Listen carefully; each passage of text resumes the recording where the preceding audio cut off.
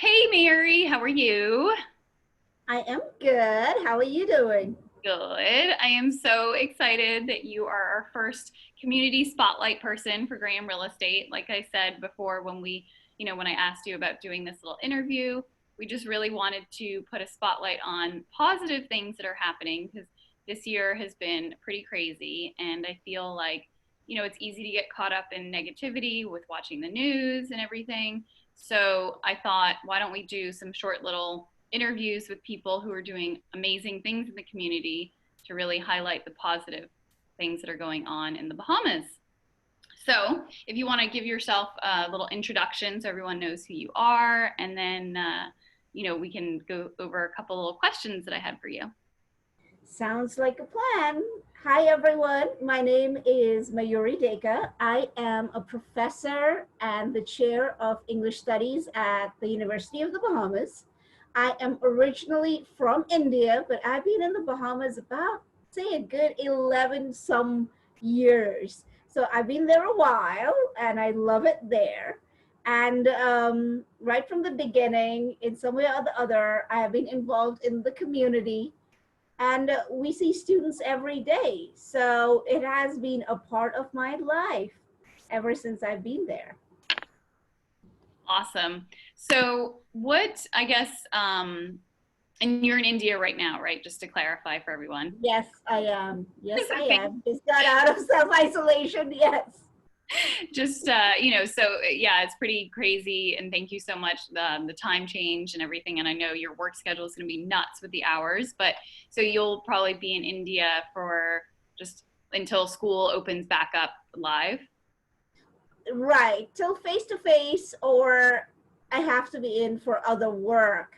Hmm. And lockdowns end in different countries, so I can actually come back. I know, right? um yeah, so if you want to tell everybody what, I know you're involved in a lot of different things in the community, so if you want to give everybody a little rundown about what your involvement is.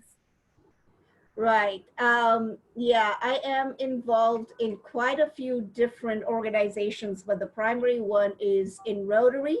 I am the president-elect for Rotary East Nassau. So next year, I'm going to be the president. So Wow. I'm very, very involved in that. I am also in the Rotary Club of Bahamas committee, which is called Road to Peace, where we look for solutions to reduce crime and violence in the community. And we try to connect the different groups of people and organizations and ministries within the Bahamas who are working in that field together. So that is basically our objective, to get all the people together within the Bahamas who are working in that field to work together. But also we have some small projects there. For instance, the peer mediation program that we have piloted in 3 of the schools, where we basically teach young people skills to mediate issues and mediate arguments without resorting to violence. So I'm very, very involved in that. And we are going to be having a peace conference on September 19th. So I'm the chair of that conference committee. So if you have time or if you're interested, come join us. Um, and along with that, I'm also on the board for the ENRCCT Foundation, which is Rotary East Nassau's trust, and we give scholarships to Bahamian students every year. Oh, wow. And finally, I am the area coordinator for Rotary Club of the Bahamas training. So I am in charge of training in the Bahamas for the Rotary clubs. That's absolutely amazing. Oh my goodness, you're such an Thank you. inspiration. So We do that is, everything right. like, what is your why? Because that is a lot. I mean, with teaching at UB and like doing all of this stuff, you must have a pretty strong why to give so much of your free time to all of these different causes. What is that? Right. We grew up in a family that was always service minded. My parents always drilled in us that we always supported the underdog and that we are the lucky ones. And if we don't help someone, that there is something that is not right. So if you can help someone, it was always our duty to help someone. Because who are we if not what we can do for others? So that has always been sort of drilled into us since we were young. That is incredible. Wow, your parents are amazing. They So, of are. course, COVID-19 has really shaken everything up for everybody. And what has kept you positive and motivated through all this uncertainty? And if you have any words of encouragement to share for our listeners, that would be amazing as well. I would say look forward, because these are really dark times for all of us across the world, and everyone is struggling. We have to keep positive, and I think you started with that note that, unless we do that, we will sort of drown in the negativity that is there. So for me, being positive and looking forward is paramount to keeping a sort of balance in life. So one way that I have found to do that, to be positive, is to plan for the future. So to think about ways in which, while that might be the new norm, you also keep on living life. Because at the end of the day, this too shall pass. Great words of advice. Thank you so much. And so what is the one thing this pandemic has taught you about yourself, or like, for Rotary or business or anything like that? That there's a sort of illusion of control that people have. And people predict their lives based on expected norms and patterns. And I think the pandemic has shown that those structures can be easily damaged or destroyed or taken away.